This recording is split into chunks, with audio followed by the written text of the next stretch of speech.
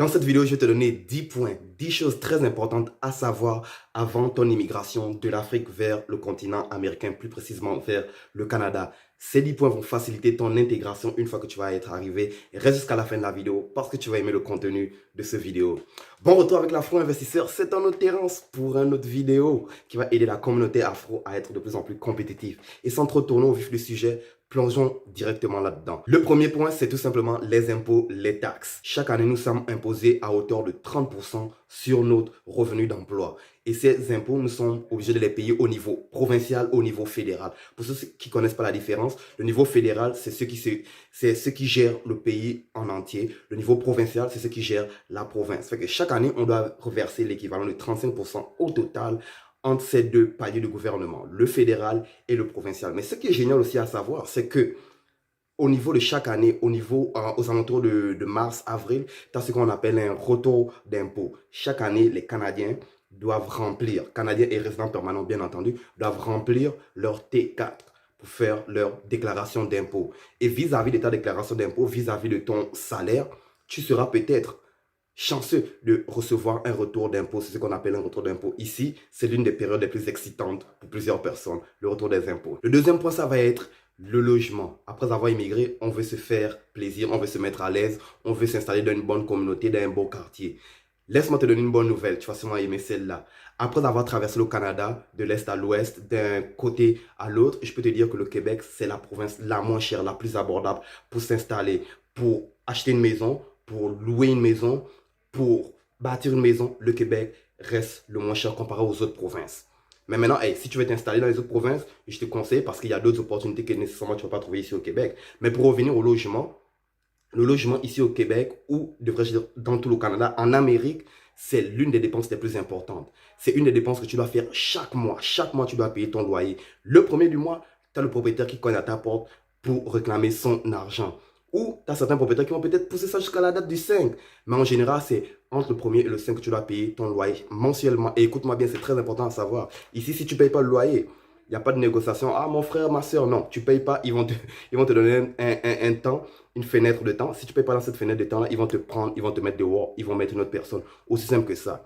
Le loyer est très important. Le premier et le 5 du mois à prendre en compte avant d'immigrer ici, que tu dois savoir, que tu dois payer. Et très important aussi, il y a d'autres charges qui vont s'appliquer à ton loyer. Les autres charges que j'entends par là, c'est l'électricité, le Wi-Fi, le téléphone, le chauffage. Oui, ici, on utilise le chauffage pour chauffer les maisons. Et quand je dis chauffage, ben, ce n'est pas un feu de bois, tu comprends, non. On appelle ça des calorifères ici, c'est parce qu'on a l'hiver.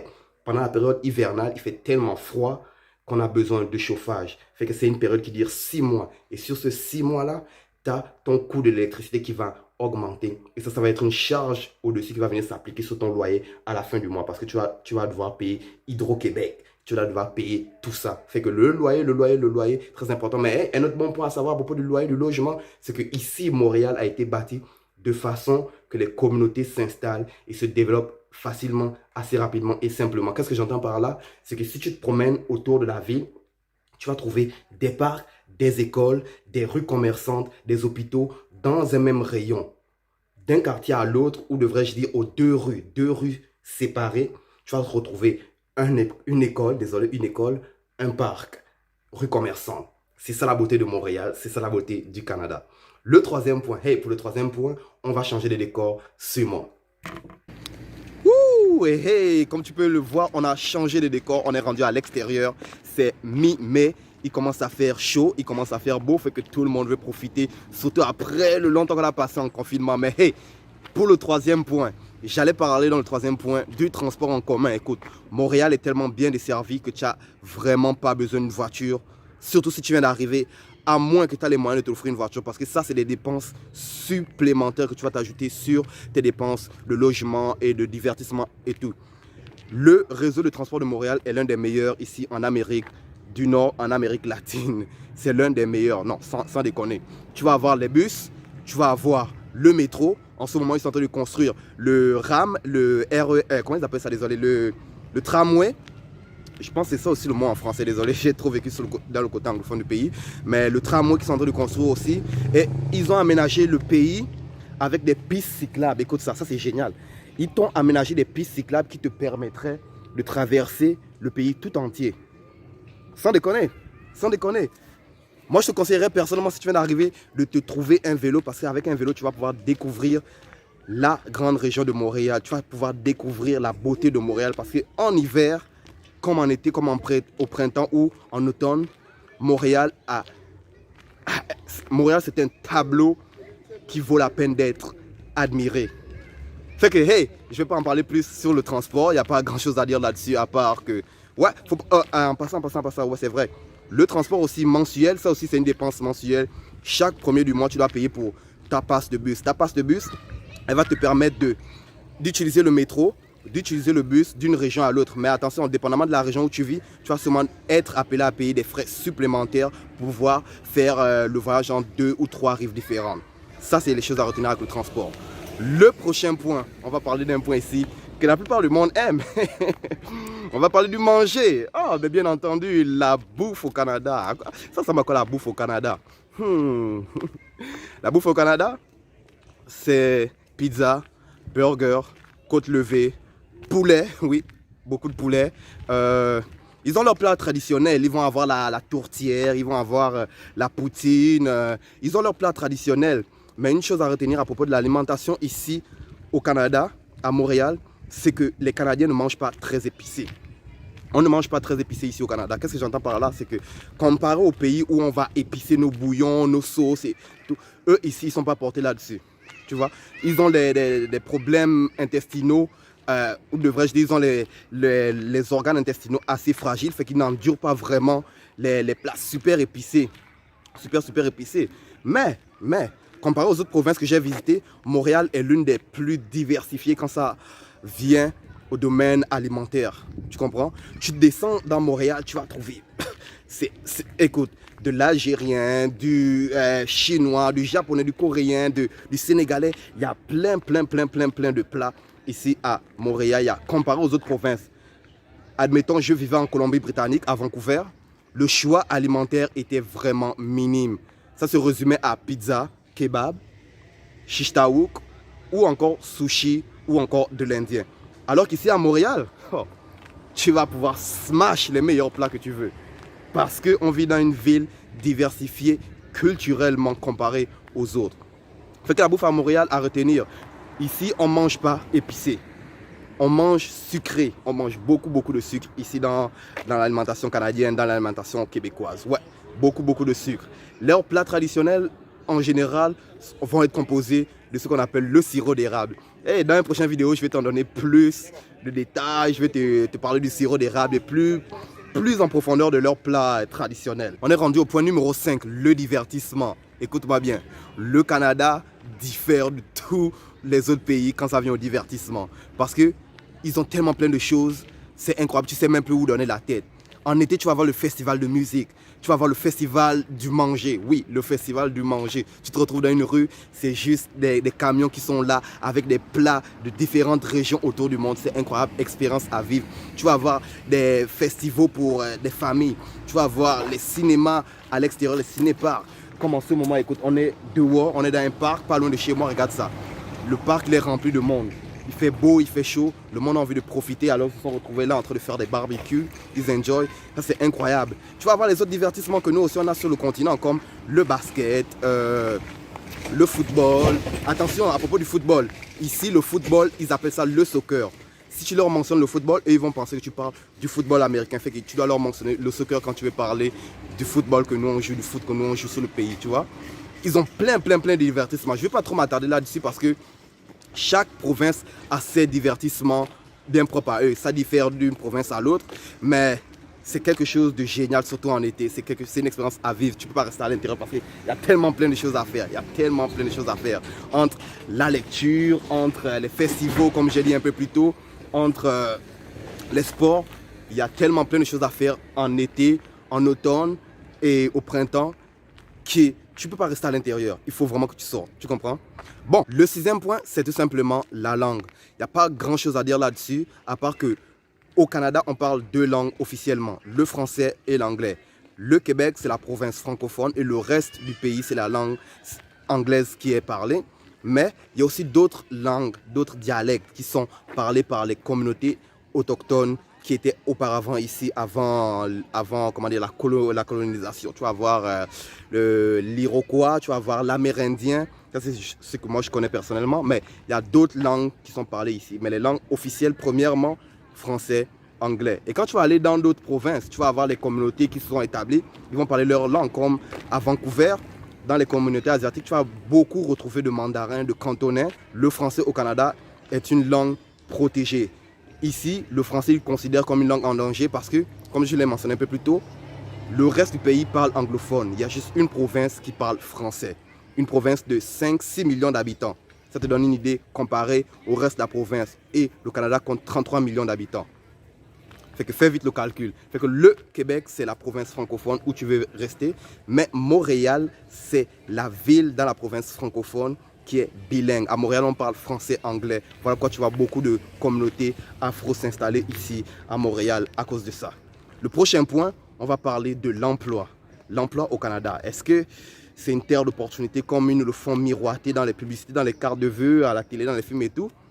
La réponse, c'est oui et non. Je ne vais pas trop rentrer là-dedans parce que l'emploi, ça va être relatif à ton niveau d'éducation. Tu comprends? Si au pays, tu étais docteur, ici, bah, écoute, tu vois, les chances que tu finisses docteur sont assez élevées. Si au pays, tu étais sans emploi, sans diplôme, les chances que tu finisses ici dans une situation différente sont quasi inexistantes. Non, tu vas te retrouver ici sans emploi, sans diplôme, mais en plus de ça, je pense même pas qu'ils t'accepteront parce qu'ils ne veulent pas avoir du monde en plus des citoyens canadiens à leur charge. Non, fait que l'emploi, on ne va pas trop rentrer dessus, mais écoute, l'emploi, il y a beaucoup d'opportunités. Les opportunités que tu ne trouves pas ici dans le domaine de l'emploi, je te conseille de changer de province, il y en a plus. Je vais te donner un exemple concret. Si au Québec, tu veux travailler dans la construction,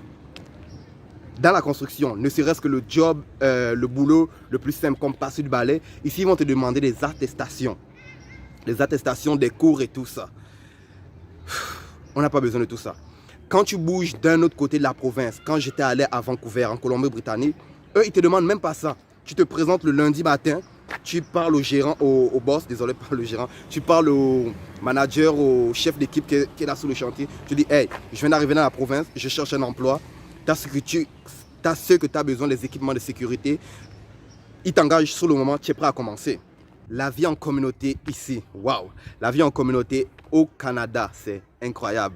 Comme je l'ai un peu mentionné un peu plus tôt dans le point de la langue, tu as plusieurs communautés qui se sont installées ici.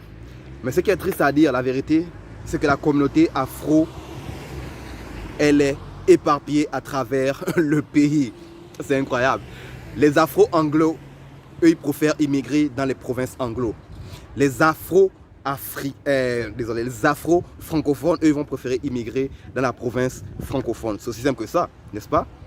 Mais, même quand on se retrouve dans la même province, on ne se bâtit, on ne vit pas en communauté, on ne vit pas proche de...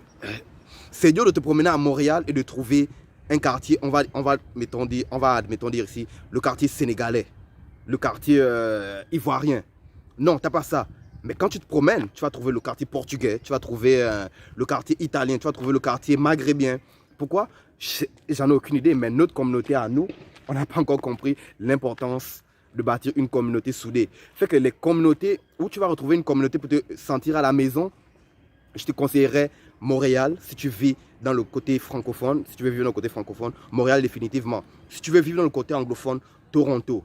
Toronto, parce que crois-moi, à Vancouver, il n'y a pas de noirs. Bon, il y en a, j'abuse. Mais les noirs à Vancouver sont tellement rares. Ce qui nous amène au point numéro 9, le lifestyle des Canadiens. Oh, oh, oh. C'est peut-être l'un des meilleurs. C'est peut-être l'un des meilleurs. J'entends dire, oh, mais mon frère, Abidjan est doux, hein? Oui, Abidjan est doux, c'est vrai, Abidjan est doux. Mais ce que tu ne sais pas, c'est que le Canada est 20 fois plus doux qu'Abidjan.